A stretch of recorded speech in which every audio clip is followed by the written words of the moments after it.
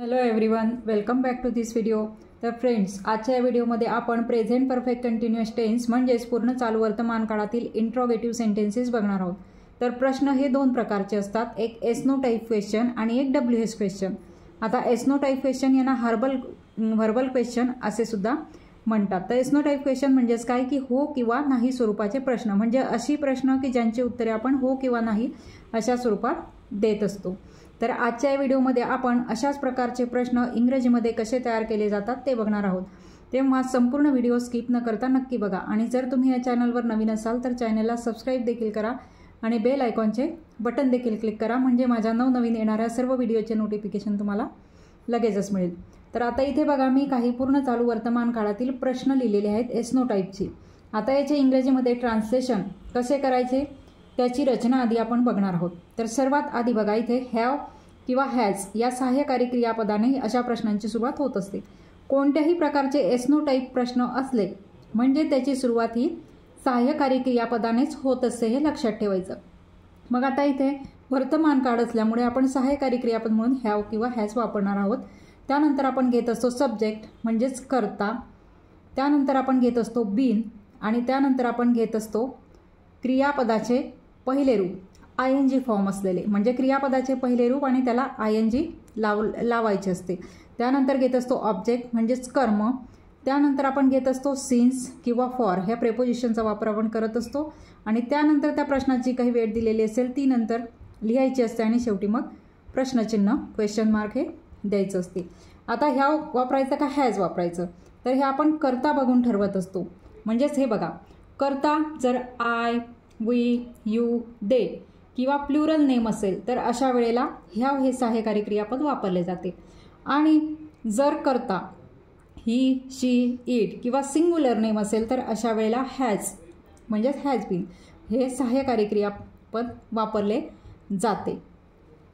त्याचप्रमाणे सिन्स किंवा फॉर हे जे प्रेपोजिशन आहेत ते सुद्धा केव्हा वापरले जातात, तर सिन्स हे पॉइंट ऑफ टाइम दिलेला असेल तर सिन्स वापरले जाते आणि फॉर केव्हा वापरले जाते, तर ड्युरेशन ऑफ टाइम दिलेलं असेल तर त्यावेळेस वापरले जाते।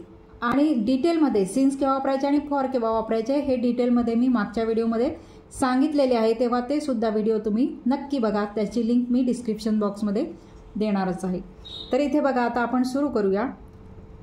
फर्स्ट क्वेश्चन आहे, तू 1 तासापासून माझी वाट पाहत आहेस का? बघा, आता आधी आपल्याला इथे हॅव किंवा हॅजने सुरुवात करायची आहे। मग आधी कर्ता बघायचा, कर्ता काय आहे तर तू, मग तू साठी आपण काय वापरतो, हॅव वापरतो, म्हणजेच तू साठी आपण इंग्रजीत यू वापरतो, यू नंतर आपण हॅव वापरतो, यू हॅव असं वापरतो। म्हणून आपण याची सुरुवात कशाने करणार आहोत त्या प्रश्नाची, तर हॅव या सहाय्यकारी क्रियापदाने हॅव। त्यानंतर आपल्याला कर्ता घ्यायचा आहे, कर्ता काय आहे तू, म्हणजेच इंग्रजीत आपण म्हणतो यू, हॅव यू। नंतर आपल्याला बीन घ्यायचे आहे, याव यू बीन। नंतर बघा, रचनेनुसारच आपल्याला इथे घेत चालायचं आहे।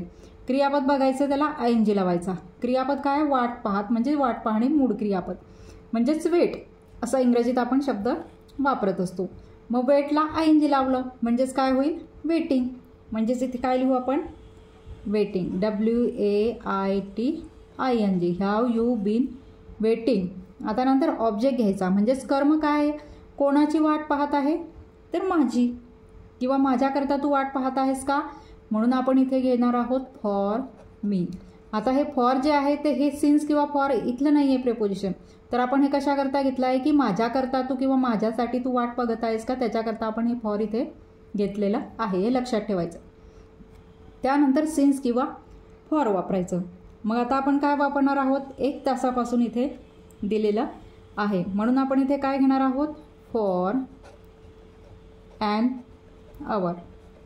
आवर म्हणजेच काय, तर तास, आणि आपण ॲन हे आर्टिकल उपपद इथे वापरलेलं आहे, कारण हे जे हा जो शब्द आहे त्याचे जो उच्चार आहे त्याची सुरुवात जरी कॉन्सोनंटने होत असली तरी AEIOU म्हणजे आवर एने झालेली आहे, उच्चार हा OL सारखा आहे, म्हणून आपण इथे ॲन हे आर्टिकल वापरलेलं आहे, हे लक्षात ठेवायचं, ॲन आवर। आता नेक्स्ट बघा, काल रात्रीपासून पाऊस पडत आहे का, बघा आता आता मी तुम्हाला सांगितलेलं आहे की पाऊस म्हणजेच हवामानाविषयी सांगितलेलं आहे, तर अशा वेळेला आपण ईट हे सहाय्यकारी क्रियापद ईट हा कर्ता म्हणून वापरत असतो. म्हणजे इथे कर्ता दिलेला नाही आहे, म्हणून आपण इथे हवामानाविषयी दिलेलं असल्यामुळे आपण कर्ता काय वापरणार आहोत? ईट. मग ईट नंतर आपण कोणतं सहाय्यकारी क्रियापद वापरत असतो? It has. म्हणून या प्रश्नाची सुरुवात कशाने होणार आहे? हॅज नंतर कर्ता घ्यायचा इट. बघा, कर्ता घ्यायचा, त्यानंतर बीन. Has it bin. नंतर काय घ्यायचं आहे? क्रियापद पाऊस पडणे म्हणजेच rain, ING raining. Has it been raining. नंतर काय दिलेलं आहे? ऑब्जेक्ट इथे नाही आहे. मग सिन्स किंवा फॉर यापैकी आपण काय वापरणार आहोत? सिन्स. कधीपासून पडतो आहे? तर काल रात्रीपासून. म्हणजेच आपण काय म्हणतो त्यासाठी? Last night. अशा प्रकारे शेवटी द्यायचं आहे क्वेश्चन मार्क. काल रात्रीपासून पाऊस पडत आहे का? Has it been raining since last night. अशा प्रकारे मग हा स्ट्रक्चरनुसार इंग्रजीमध्ये प्रश्न तयार झालेला आहे. आता नेक्स्ट बघा, ते काल रात्रीपासून प्रवास करत आहे का? बघा आता इथे सर्वात आधी तर ह्या वापरायचा का हॅज? त्यासाठी आपण कर्ता बघून घ्यायचा. कर्ता काय आहे? ते. म्हणजेच इंग्रजीत आपण त्यासाठी दे वापरतो. मग दे नंतर आपण ह्याव हे सहाय्यकारी क्रियापद वापरतो. म्हणून या प्रश्नाची सुरुवात कशाने होणार आहे? ह्यावने. त्यानंतर काय घ्यायचं असतो आपल्याला? कर्ता. कर्ता काय आहे? ते, म्हणजेच दे. त्यानंतर आपण घेत असतो बीन. ह्याव they bin. नंतर आपल्याला क्रियापद बघायचं. प्रवास करत म्हणजेच प्रवास करणे. त्यासाठी आपण ट्रॅव्हल हा शब्द वापरतो. त्याचा ING form travelling. TRAVELING travelling. Have they been travelling. ते प्रवास करत आहेत का? आता इथे ऑब्जेक्ट म्हणजेच कर्म नाही आहे. मग पुढे काय दिलेलं आहे? काल रात्रीपासून. बघा आता, काल रात्रीपासून. म्हणून आपण इथे काय घेणार आहोत? इथे आपण जसं घेतलं तसंच इथे पण आपण घेणार आहोत. Since last night. बघा अशा प्रकारे ते काल रात्रीपासून प्रवास करत आहेत का? Have they been travelling since last night. आणि शेवटी मग क्वेश्चन मार्क. किंवा ते कालपासून असं जर असतं नुसतं तर आपण इथे काय घेतलं असतं? Have they been travelling since yesterday. ते कालपासून प्रवास करत आहेत का? तर फक्त इथे लास्ट नाईट ऐवजी आपण इथे यस्टरडे हा शब्द घेतला असता. कारण यस्टरडे म्हणजेच काय? तर काल. इथे काल रात्रीपासून दिलेलं आहे म्हणून आपण लास्ट नाईट हे सर वापरलेलं आहे. आता नेक्स्ट बघा, तो लहानपणापासून इंग्रजी बोलत आहे का?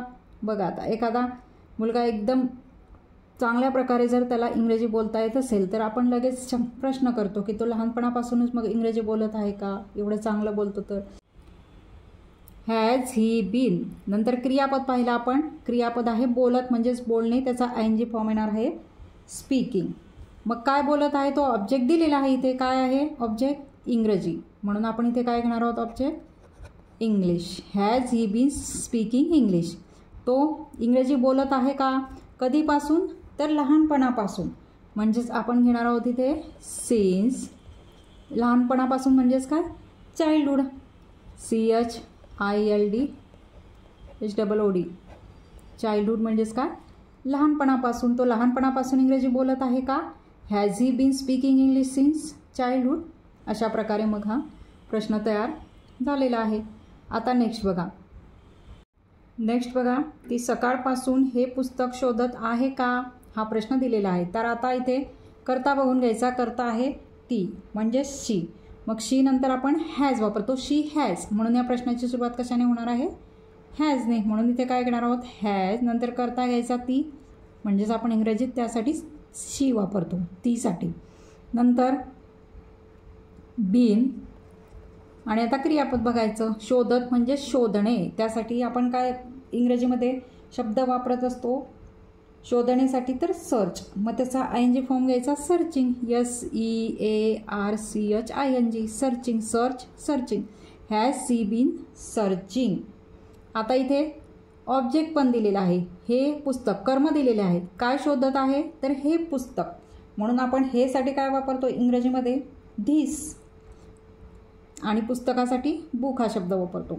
म्हणून आपण इथे काय लिहिणार आहोत, has he been searching for this book. आता हे फॉर आपण हे पुस्तक करता वापरलेलं आहे, फॉर धिस बुक. आता केव्हापासून, तर सकाळपासून. म्हणून आपण इथे काय घेणार आहोत, सिन्स मॉर्निंग.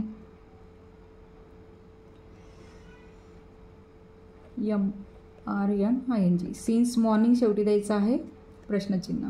बघा आता, has she been searching for this book since morning. ती सकाळपासून हे पुस्तक शोधत आहे का, अशा प्रकारे. आता नेक्स्ट बघा, तू 2 वर्षांपासून परीक्षेची तयारी करत आहेस का. आता विद्यार्थी काही परीक्षा देत असतात, तर ते कधीपासूनच परीक्षेची तयारी करत असतात. मग आपण विचारतो की तू 2 वर्षांपासून मग या परीक्षेची तयारी करत आहे का. तर आता इथे सब्जेक्ट बघायचा, करता बघायचा, करता आहे तू म्हणजेच यू. मग यू नंतर आपण ह्याव वापरतो. म्हणून या प्रश्नाची सुरुवात कशाने होणार आहे, ह्याव. नंतर करता घ्यायचा तू म्हणजेच यू. नंतर घ्यायचं आहे बीन, ह्याव यू बीन. त्यानंतर आपण काय बघतो, क्रियापद बघतो. मग क्रियापद आहे तयारी करत, म्हणजेच मूळ क्रियापद आहे तयारी करणे, प्रिपेअर असं म्हणतो आपण. मग त्याचा ING फॉर्म घ्यायचा म्हणजेच preparing, PREPARING, have you been preparing. तू तयारी करत आहेस का, कशाची. आता इथे दिलेलं आहे कर्म, परीक्षेची, म्हणजेच फॉर द एक्झाम. आता हे आपण एक्झाम करता आहे प्रिपोजिशन फॉर वापरलेलं आहे, हे लक्षात घ्यायचं, फॉर द एक्झाम. नंतर काय आहे, कधीपासून करत आहे, तर 2 वर्षांपासून. म्हणजेच इथे काय घेणार आहोत, फॉर हे प्रिपोजिशन घेणार आहोत, फॉर 2 years. शेवटी द्यायचं आहे प्रश्नचिन्ह. बघा, have you been preparing for the exam for 2 years. तू 2 वर्षापासून परीक्षेची तयारी करत आहेस का, अशा प्रकारे. आता नेक्स्ट बघा, तो संध्याकाळपासून क्रिकेट खेळत आहे का. बघा आता इथे आधी मग काय करायचं, ह्या वापरायचा का हॅज, त्यासाठी करता बघायचा. करता आहे तो म्हणजेच इंग्रजीत आपण ही वापरतो, मग ही नंतर आपण हॅज वापरतो सहाय्यकारी क्रियापद. म्हणून या प्रश्नाची सुरुवात कशाने होणार आहे, हॅज. नंतर करता घ्यायचा, करता काय आहे तो म्हणजेच इंग्रजीत ही, हॅज ही बीन. नंतर बघा क्रियापद बघायचं, खेळत म्हणजेच मूळ क्रियापद आहे खेळणे, त्यासाठी प्ले हा शब्द वापरतो, त्याचं ING फॉर्म घ्यायचा आहे, तो आहे प्लेईंग. म्हणून आपण इथे काय घेणार आहोत, playing, has he been playing. तो खेळत आहे का, काय खेळत आहे का. इथे सुद्धा ऑब्जेक्ट म्हणजेच कर्म दिलेलं आहे, क्रिकेट.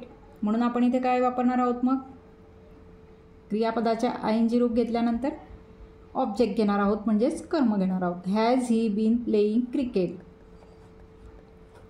कधीपासून, संध्याकाळपासून. म्हणजेच इथे काय घेणार आहोत आपण, सिन्स इव्हिनिंग. संध्याकाळला काय म्हणतो आपण इंग्रजीत, इव्हिनिंग. अशा प्रकारे मग हा प्रश्न इथे तयार झालेला आहे. तो संध्याकाळपासून क्रिकेट खेळत आहे का, has he been playing cricket since evening, अशा प्रकारे. आता नेक्स्ट बघा, ते सकाळपासून अभ्यास करत आहे का. बघा आता मुलं असतील ग्रुपने अभ्यास करत असतात, मग आपण प्रश्न करतो की ते सकाळपासून मग अभ्यास करत आहे का, एक्झाम आलेली आहे तर हा जो प्रश्न आहे तो स्ट्रक्चरनुसार याचं इंग्रजीमध्ये ट्रान्सलेट करून तो मला तुम्ही कमेंट बॉक्समध्ये लिहून द्यायचा आहे. आता इथे मी तुम्हाला सांगणार आहे की कर्ता कोणता आहे, ते हा कर्ता आहे. त्यानंतर हे क्रियापद आहे, अभ्यास करत म्हणजेच हे आहे क्रियापद आहे.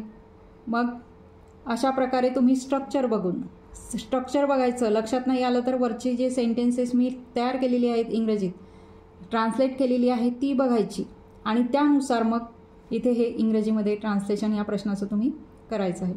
तर अशा प्रकारे आजचा माझा व्हिडिओ तुम्हाला कसा वाटला ते कमेंट करून नक्की सांगा.